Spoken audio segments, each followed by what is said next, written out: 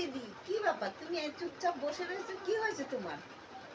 কি বলবো দুঃখের কথা ভাই, এত ভিডিও করি একটা ভিডিও একটু ভাইরাল হয় না।